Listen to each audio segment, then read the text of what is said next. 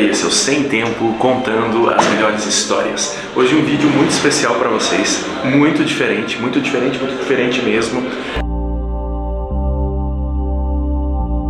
Tem muita coisa que vocês vão ver aqui no Sem Tempo, mas também tem muita coisa legal que vocês vão ver lá no A Hora do Pesadelo.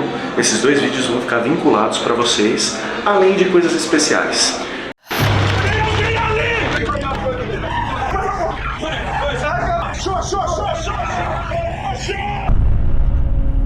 Um museu de um prédio histórico de São Paulo.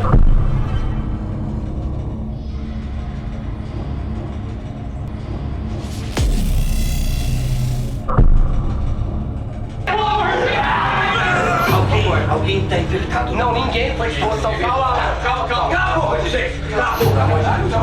B, A, tem que apertar os três botões. Gente, Deus tá normal. Eu fiz tudo por essa merda. Deus, eu acho que eu vou ver. Sai, Marcelo! Porra, Marcelo! Você não manda, cara!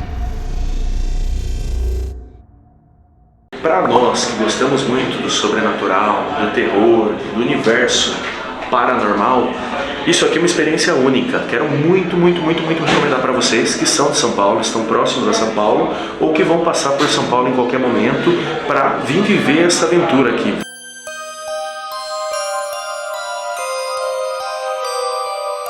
Eu tenho bons relatos que eu vou contar para vocês no final do vídeo e em outros vídeos também sobre coisas estranhas que aconteceram com pessoas que se hospedaram em lugares estranhos, com muita história igual o Edifício Rolim, tanto no centro de São Paulo quanto no centro de outras cidades, que é um edifício com mais de 100 anos de idade, que já passou por muita coisa, que já presenciou muitas coisas positivas, mas infelizmente muitas coisas negativas, como assassinatos, desaparecimentos.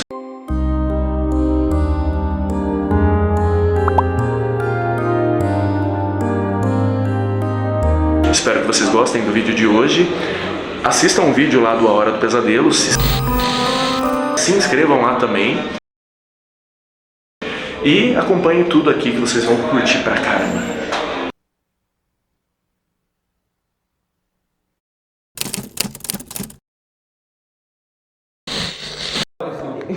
Posso manter. Muito bem. Pessoal, agora sim, devidamente bem-vindos ao Museu do Edifício Rolim.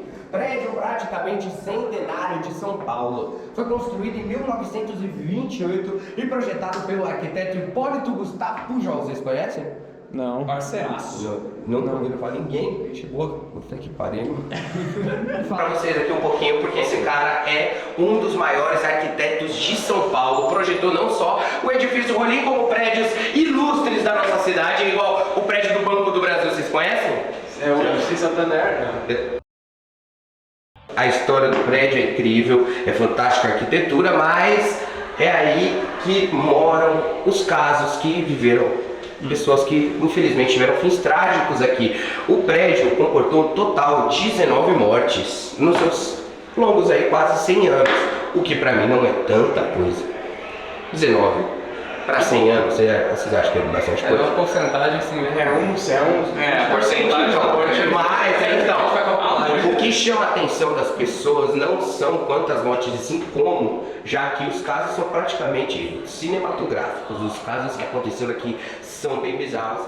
Tanto é que rendeu um livro que vocês podem depois dar uma olhadinha, comprar o livro, dar uma lida e desmembrar caso por caso, ou pesquisar até mesmo na internet, vocês vão olhar, tem suicídio, assassinatos. Alguém pagou? Muito bem, vamos lá, pessoal. Aqui nós temos vezes no qual o edifício saiu no jornal, vejam só. Lembra que eu comentei com vocês que tem diversos casos, até aquele lá, lembra? O Degolada, ó. Ó o Degolada, legal. Degolada, aqui tá o marido lá que enterrou a mulher tudo. Aí se vocês quiserem os 5 minutinhos pra olhar, fiquem à vontade. Tudo. Ah lá, deu merda. Pra mudar de canal ele funciona, né? Não volta. Opa, olha aí. Calma, mas deixa eu ver se eu acho uma. Pois é, Oxi, caralho. uma pena.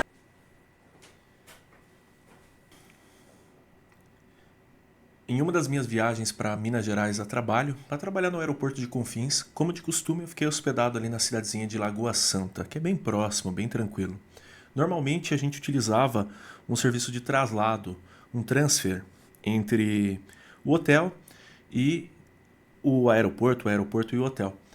Mas esse dia foi um dia típico e eu saí mais tarde do trabalho do que era o horário ali do transfer.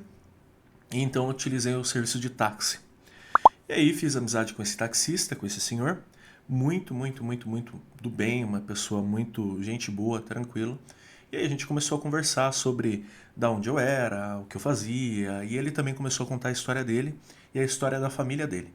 E foi quando ele falou que o pai dele e a família dele eles tinham vindo de Sergipe para morar em Minas Gerais, ali em Lagoa Santa.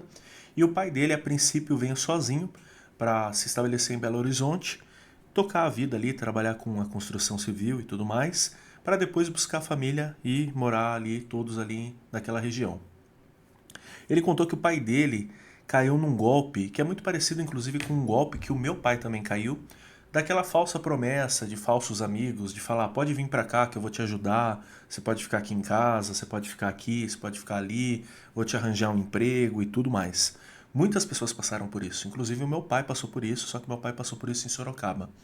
As pessoas aí se mudam e aí quando chega na hora, os amigos somem, né? E foi o que aconteceu com o pai desse taxista aí que eu fiz amizade. Ele contou que o pai dele se mudou para Belo Horizonte, quando chegou lá, o amigo que ia ajudar ele a trabalhar, arranjar um trabalho, dar um lugar para ele morar ali, sumiu. Não deu respaldo nenhum para ele.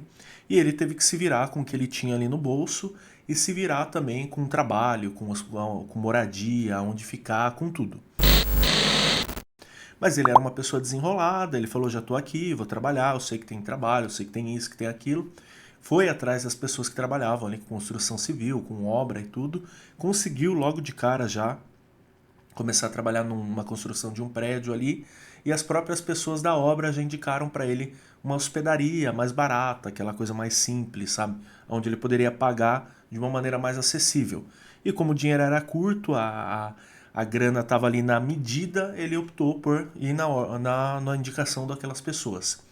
Quando ele chegou lá, era um prédio muito antigo, um prédio já histórico já, para aquela época, isso eu estou contando uma história dos anos 50, anos 60, e naquela época aquele prédio já era velho. Não era um prédio que não era muito grande, um prédio ali de 4, 3 andares, segundo ele contou para o filho dele, e era assim, meio que uma adaptação de um prédio que nasceu para ser um prédio de escritórios, que virou um cortiço, que virou uma hospedagem ali com vários quartos e alguns banheiros divididos entre as pessoas que trabalhavam ali no centro, trabalhavam ali na região central de Belo Horizonte. E tranquilo, ele passou a primeira semana lá, era difícil, era muita gente entrando, muita gente saindo, muita bagunça, pessoas alcoolizadas, aquele ambiente conturbado. Mas até aí tudo bem, ele entrava e saía, trancava o quarto sem problema algum, nunca mexeram com ele, nunca mexeram com o quarto. Na segunda semana ficou um pouco mais tenso, porque ele falou que mudou um pessoal mais barra pesada, um pessoal que claramente era envolvido com coisas mais pesadas, segundo ele, aparentemente mexiam com agiotagem, então levavam pessoas lá para dar uma surra, provavelmente pessoas que não pagavam os agiotas. E aí o negócio ficou mais tenso, porque tinha dias que ele ia dormir e escutava pessoas sendo espancadas lá, então era uma coisa muito tensa. Na terceira semana que ele estava nesse prédio, a situação que eu quero contar para vocês aconteceu. Ele tinha chegado da obra, cansado, destruído, foi lá, esperou na fila do banheiro para poder tomar um banho, tomou um banho, colocou sua roupa, foi deitar no quarto, como de costume, trancou o quarto, colocou uma porta ali para se assegurar que ninguém ia entrar e estava tranquilo, sossegado. Nesse momento, uma pessoa bateu na porta do quarto dele, falando, vem, abra. E aí ele estranhou aquilo, né? Ele, meio precavido, pegou uma faquinha dessas de cortar pão mesmo na mão, foi lá, abriu de canto a porta, era um senhor, velhinho, assim, com uma cara muito simpática, que olhou pra ele e falou, ó, vem comigo. Aí ele falou, por quê? Porque sim, tá perigoso ficar aqui, vem comigo.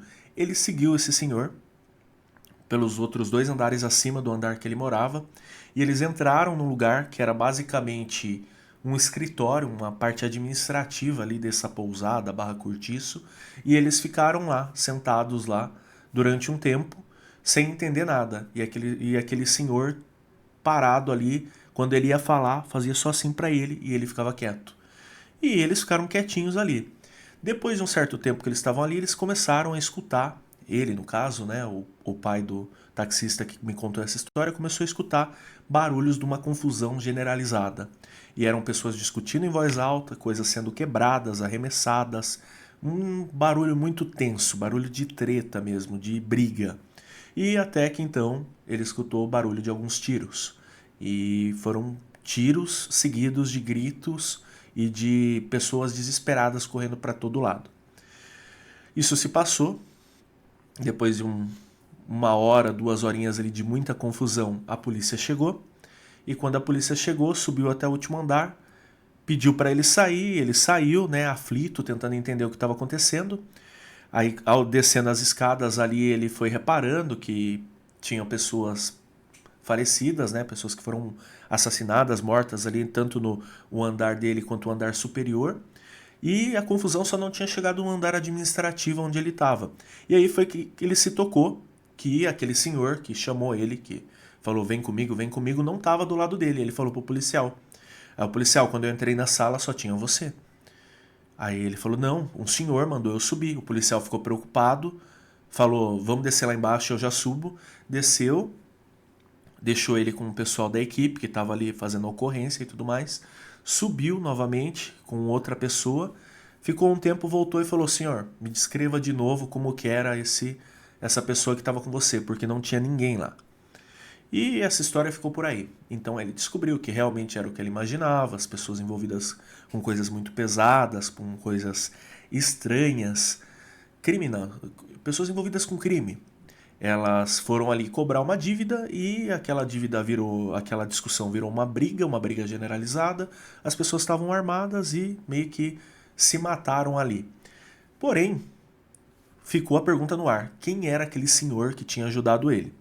Ele foi conversar com a administração da pousada, foi pedir até o dinheiro do restante da semana porque ele não ia ficar mais ali. Ele tinha entendido que não era para ele aquele ambiente, né? E o pessoal da pousada falou, não tem ninguém com essas características que você está falando. Quem trabalha aqui sou eu, fulano e ciclano. Não tem mais ninguém. Pode ser que seja alguém de fora, pode ser outro hóspede, mas que a gente saiba, não tem ninguém. E aí ele muito encasquetado, muito encucado, né? Muito tipo, o que era aquilo? Ele ainda foi conversar com uma senhora, que era a senhora que cuidava da limpeza ali de vez em quando, e perguntar.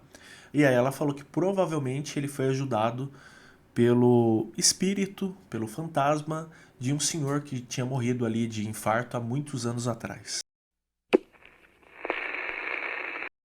Calma, deixa eu ver se eu acho uma Pois é que Oxi, caralho. uma apenas Novo vírus zumbis assusta a população, Lincoln. Deu merda. Deu merda. Deu merda, Lincoln. Cala a boca aí, meu Diego. Puta que pariu. Fala pra porra. Fala o que aconteceu, velho. O que aconteceu? Gente, ó, relaxa. O que aconteceu, mano? Eu consegui trocar aqui a porra da pilha do controle, tá bom? Vamos continuar assistindo o nosso videozinho. Assistiu o quê, tá? 100% seguro, sem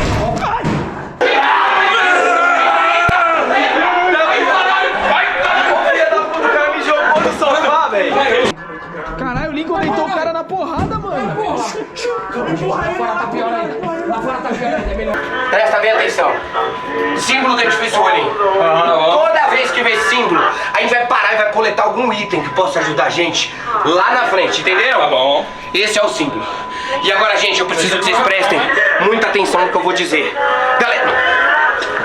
O mano ali não tá bem, não. Gente, a partir de agora, a gente precisa dar amizade. Se uma dessas criaturas pegarem vocês, e elas vão tentar, e elas podem pegar, fim de jogo pra pessoa que foi pega.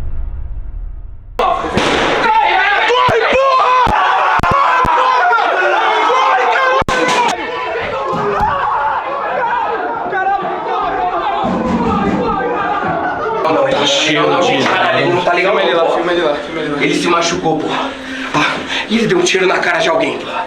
Gente, olha, desculpa não mencionar isso, mas o Álvaro, ele é um médico brilhante.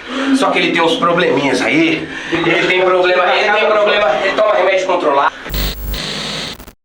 Agora a história que eu vou contar pra vocês é da nossa grande, assombrada, caótica metrópole, a maior metrópole da América Latina, São Paulo. cidadezinha que eu habito aqui e aquele relacionamento de ódio e amor. Mas eu gosto muito de São Paulo, acho que São Paulo proporciona muita coisa boa. É claro que tem essas coisas ruins que acontecem, né? Essas coisas de sociedade e essas coisas sobrenaturais que pairam, né? Principalmente o centro de São Paulo. Em das minhas aventuras pelos sebos aí de São Paulo, procurando coisas interessantes, coisas que até compõem o meu cenário aqui, que assim, eu gosto, que eu uso para uma ou outra coisa assim de cenografia e tudo mais. Em um dos sebos que eu visitei, era um prédio que estava ali já nos seus últimos dias. E aí eu conversando com o pessoal do sebo, uma senhora muito simpática, bem pertinho ali da Praça da Sé, ela me contou: filho, aproveita, vê aí o que você quer que eu faça um preço bom para você, que a gente vai fechar, vão demolir o prédio. Aí ela, deu para ver assim, né, que ela tava triste, né? Aí ela meio que deu aquela baixada, né, infelizmente e tal. E tava eu e mais 2 rapazes ali olhando, né? Eu tava olhando os discos de vinil e os outros rapazes olhando os livros. Um dos rapazes perguntou: vamos construir outro prédio aqui? Ela falou: sim, vamos levantar um prédio que é escritório embaixo e estúdios em cima. E é uma pena, né? Era um prédio que poderia passar por um retrofit, assim que se fala, né? Revitalização, algo do tipo, mas eles optaram por fazer do zero. Nessa, chegou mais um senhor que trabalhava nesse sebo e falou: vamos ter que se despedir dos nossos camaradas de outros tempos, né? Aí eu já fiquei interessado. Como assim camaradas de outros tempos? Escolhi o vinil ali que eu ia comprar, fui pro balcão e falei: quem que são esses camaradas? Aí o senhor, muito simpático também, me contou que era comum no dia a dia, quando eles estavam fechando o sebo ou quando eles chegavam muito cedo para abrir o sebo, às vezes eles encontrarem com pessoas de outras épocas no elevador. Não estressa ele não, hein? Não estressa ele não. A gente precisa conversar. O que aconteceu aqui, Álvaro? Vou fechar em mim, não? Obrigado. O que aconteceu aí, Álvaro? O zumbi. Dei um tiro na cabeça desse filho da puta. Eita, caralho. O problema é maior que esse amigo da pode um vírus. Que porra é essa? Que é isso, cara? Que porra é essa, Lincoln? Vai sair. Vírus lá fora se manifestando e você continua com esse turcinho de merda com esse idiota. Não, Álvaro, não é. Eu não vou ter infectado, você tá entendendo? Eu não vou ser motivo. Ninguém nem foi expulso. Alguém foi motivo, mano, pelo amor de Deus. Calma, caralho. Tá armado. Calma, caralho. Abaixa. Abaixa. Eu não vou ter. Álvaro, você tem tomado seus remédios? Cala a boca. A sua cara tá toda machucada, Álvaro. Vai. Mano, o cara tá dentro de mim. Alguém tá infectado. Não, ninguém foi exposto ao vírus. Calma. Cala a boca. Às vezes eles encontrarem com pessoas de outras épocas no elevador. E é isso, já tinha acontecido 1 ou 2 vezes com pessoas mais antigas que moravam naquele prédio e tudo, eles não acreditavam, até que um dia aconteceu com os 2 juntos. Eles entraram no elevador para ir buscar alguma coisa nos andares acima, e quando eles menos esperavam, em um dos andares intermediários ali, o elevador abriu e entrou um senhor usando um terno muito antigo, preocupado com o horário, perguntando para eles que dia era. E aí eles ficaram, né, assim, ao mesmo tempo curiosos, mas ao mesmo tempo assim, meio, aquela coisa meio ressentidos, assim, eu acho que é a palavra correta, né, meio com um certo, o que está acontecendo, né? E eles falaram o horário para aquele senhor, falaram um dia da semana para aquele senhor, e aquele senhor claramente ele tinha uma aparência de quem estava muito preocupado e que tem alguém que estava muito deslocado. E aí, quando eles chegaram nesse andar de cima, eles desceram, né? Eles se despediram dessa pessoa e desceram ali pegar as caixas e tudo mais, depois voltaram, desceram lá para o último andar e perguntaram para o porteiro quem que era aquele senhor. Aí o porteiro falou para eles: vocês subiram e desceram sozinhos no elevador, não tinha ninguém. O que vocês estão vendo são as pessoas de outros tempos. Aí ficou aquele clima meio assim, né? Em um outro dia, essa senhora, com quem eu encontrei nesse sebo e estava contando essas histórias, falou que ela já tinha fechado o sebo, que já estava tudo já ali pronto para ir embora, e ela notou que ainda tinha alguém dentro do sebo. Uma senhorinha também, uma pessoa de muita idade, olhando assim os nomes dos livros, mas sem colocar a mão em nada. Aí ela pediu desculpa, falou: minha senhora, perdão, pensei que não tinha mais ninguém aqui, fechei o sebo, a gente precisa ir embora, já tô com máquina de cartão e tudo. Se você quiser alguma coisa, pode pegar, amanhã você passa aqui e me acertar. A senhora olhou para ela e falou: não, eu tô sempre por aqui, não precisa se preocupar comigo. Então ela abriu a porta do sebo, né, a porta já lateral que dava para acesso para a parte dos fundos, né, da parte administrativa. Pediu para que a senhora esperasse ela ali naquela porta enquanto ela apagava a luz para saírem juntas. Ela entrou, apagou a luz, quando ela saiu já não tinha mais ninguém ali. Então também, com certeza, era uma pessoa de outra época ali com ela. E hoje, a convite da administração do Edifício Rolim, junto com o meu amigo Daza, lá do A Hora do Pesadelo, que eu tô lá também, estamos todo mundo junto. Marcelão tá aqui gravando, o Diego tá do lado aqui. Vocês vão experimentar uma aventura incrível. Incrível, incrível, incrível. E de queda eu vou contar alguns relatos para vocês de pessoas que se hospedaram em edifícios como esse, que tinha muita história para contar e histórias não tão boas assim. Caraca! Você é o cara que tá falando inteligência hoje mais cedo?